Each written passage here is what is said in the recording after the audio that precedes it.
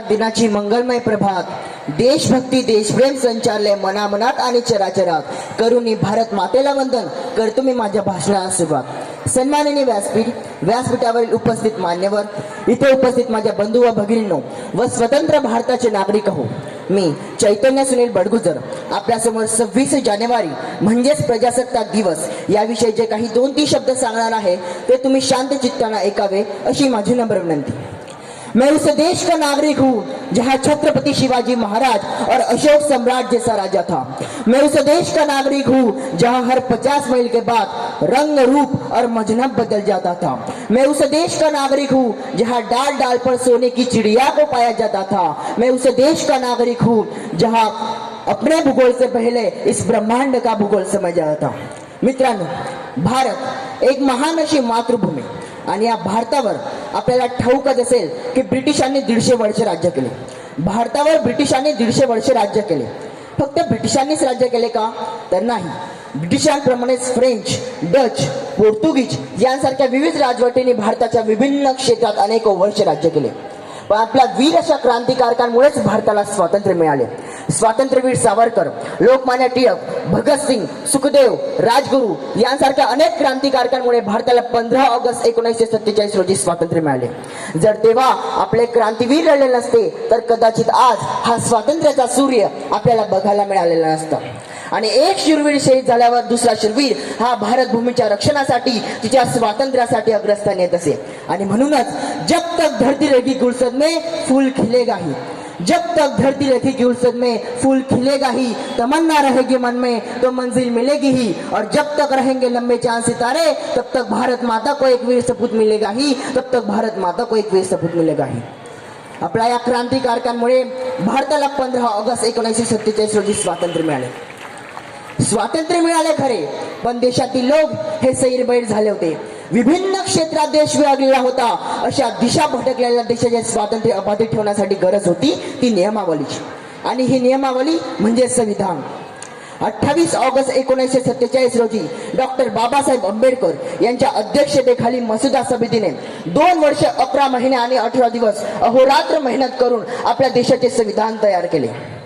आणि तारीख 26 जानेवारी 1950 रोजी आपल्या स्वतंत्र भारताचे संविधान संपूर्ण देशाला लागू झाले. आणि म्हणूनच 26 जानेवारी हा दिवस आपण प्रजासत्ताक दिन म्हणून साजरा करतो. या संविधानाने सर्व जाती धर्मांना एक केले.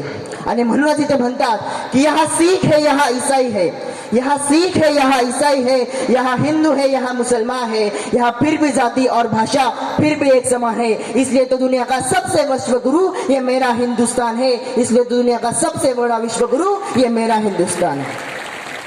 मित्रांनो, हे संविधानाने सर्व जाती धर्मांना एक केलं. पण या जाती धर्म एक व्हायला 1-2 वर्ष लागले नाही, तर ही एक तपश्चर्या होती. आणि या तपश्चर्याचे तपस्वी होते ते म्हणजे आपले क्रांतीवीर. यामागे कष्ट होते ते भारत हा आपला व्हावा म्हणून स्वराज्य हा माझा जन्मसिद्ध हक्क आहे आणि तो मी मिळवणारच असे सिंह गर्जना करणाऱ्या लोकमान्य टिळकांचे. यामागे कष्ट होते ते काळापाण्याची शिक्षा भोगणाऱ्या स्वातंत्र्यवीर सावरकरांचे. यामागे कष्ट होते ते चले जाओ असे ठामपणे सांगणाऱ्या महात्मा गांधींचे. यामागे कष्ट होते ते हसत हसत फाशीवर जाणाऱ्या भगतसिंग, सुखदेव व राजगुरूंचे. मित्रांनो, एक प्रसंग इथे नमूद करतो. ज्यावेळेस भगतसिंग हे फाशीवर जात होते त्यावेळेस ते शेवटच्या वेळेस आपल्या आईला भेटले आणि आईला विचारलं की आई, मी गेल्यावर तुला त्रास तर होणार नाही ना? मी गेल्यावर तुला रडायला तर येणार नाही ना? मग त्या माऊलीने दिलेले उत्तर अत्यंत हृदयाला स्पर्श करणारे आहे. ती माऊली म्हणाली की बेटा, देशभक्तों की जननिया तो अपने रक्त से गुलामों के दाग धोती है. अरे देशभक्तों की जननिया तो अपने रक्त से गुलामों के दाग धोती है. और देश हित पत्र के बलिदान पर सिंगों की नहीं बल्कि सियारों की मार होती है. देश हित पत्र के बलिदान पर सिंगों की नहीं बल्कि सियारों की मार होती है. अशी महान माऊली. आपल्या क्रांतीवीरांनी आपल्याला दिलेले प्रत्येक कार्य हे अत्यंत ध्येय निष्ठेने पार पाडले. आजच्या वर्तमान युगात आपल्या नवयुवकावर जबाबदारी आहे ती नवराष्ट्र निर्माणाची, समाजाच्या आशांना बांधून ठेवून आपले नवराष्ट्र निर्माण करण्याची. पण आजच्या या स्थितीत आपला हा नवयुवक पबजी गेम मध्ये आणि दारू मध्येच वेडा आहे. तर मित्रांनो, अशा या विपरीत परिस्थितीत नवराष्ट्र निर्माण तरी कसे व्हावे? देशाच्या सैन्यात भरती होऊन भक्ती करणे म्हणजेच भक्ती नव्हे, तर स्वातंत्र्यानंतर ही संकल्पना बदलली आहे. आजच्या युगात देशभक्ती म्हणजे काय? तर कर्तव्य दक्षताचे पालन करणे म्हणजेच देशभक्ती. एखाद्या पत्रकाराने संपूर्ण निष्ठेने आपली पत्रकारिता निभावी ती म्हणजे देशभक्ती. एखाद्या गरीब व्यक्तीला मदत करावी ती म्हणजे देशभक्ती. आपल्या या देशाचे रक्षण करावे ती म्हणजे देशभक्ती.